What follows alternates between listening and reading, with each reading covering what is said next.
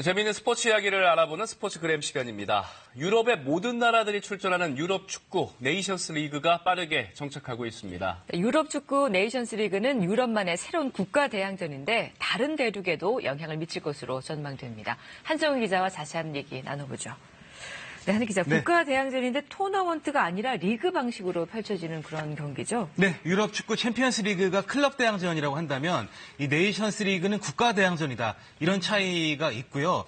일단은 이 대회가 9월에 처음 시작됐는데 기존 A매치에서는 느낄 수 없는, 왜냐하면 우승이란 타이틀이 걸려 있거든요. 그래서 더 박진감 넘친 승부가 그대로 이어지고 있습니다. 유럽의 55개 나라가 유럽축구연맹에 가입되어 있는데요. 이 나라들이 모두 출전하는 대회가 바로 네이션스 리그입니다. 실력 순으로 A, B, C, D로 이제 나눠지거든요. 그런데 여기서 A는 A끼리, D그룹은 D그룹끼리 이렇게만 경기를 하게 되고요. 이제 조별로 1위 4팀이 토너먼트 리그를 치러서 우승팀을 가리게 되는데 또 강등팀도 나오게 됩니다. 또한 피파 A매치 기간을 이용해서 모든 경기가 펼쳐지게 됩니다. 네. 이 진행 방식이 다소 좀 복잡한데 굳이 왜 이런 경기를 새로 만든 거죠?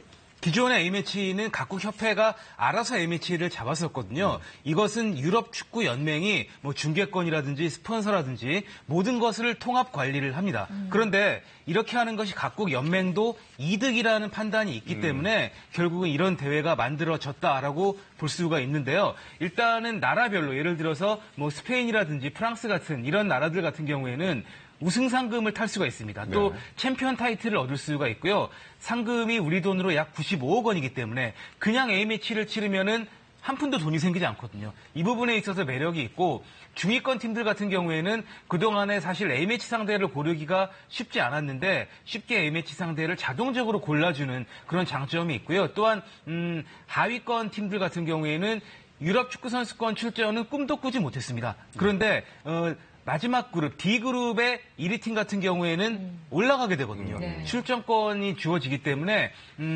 최고 강팀부터 약팀까지 모두를 만족시키는 그런 대회가 탄생한 것 같습니다. 네, 가장 관심을 끄는 것이 축구 강국이 질비한 A매치인데 흥미로운 조편성이 많죠? 네, 가장 유럽에서 축구를 잘하는 12개 나라가 모여 있습니다. 여기서 우승팀의 영광도 얻을 수 있지만 그렇죠.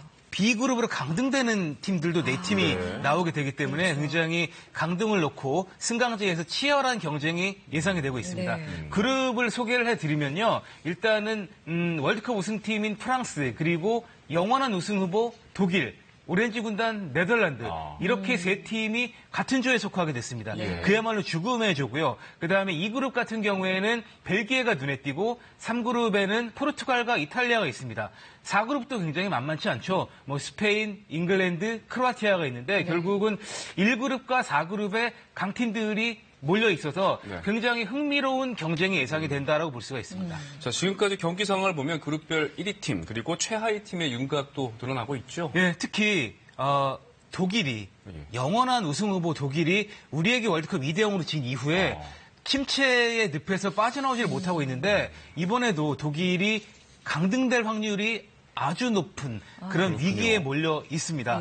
독일 같은 경우는 프랑스, 네덜란드와 같은 조에 속해 있는데요.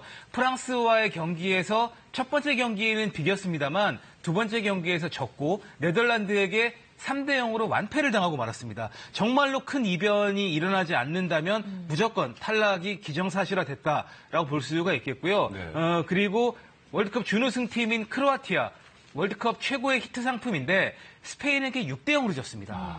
역시 크로아티아도 탈락이 유력한 상황이 됐습니다. 예. 그럼 강등되는 팀이 있다면 그럼 또 올라오는 팀도 있을 텐데 어떤 팀이 그럼 A리그 가능성이 있나요? 현재로서는 월드컵 16강에 진출했던 나라들이 강력한 후보들인데요. 월드컵 16강에 진출했지만 최고 그룹에 포함되지 못했던 나라들이 세 나라가 있습니다. 러시아가 있고 스웨덴이 있고 덴마크가 있는데 이 세 팀은 다음부터는 최고 등급으로 올라갈 가능성이 굉장히 높다고 볼 수가 있겠고요. 체코와 아일랜드 같은 경우도 상위 리그 승격이 가능한 상황이기도 합니다.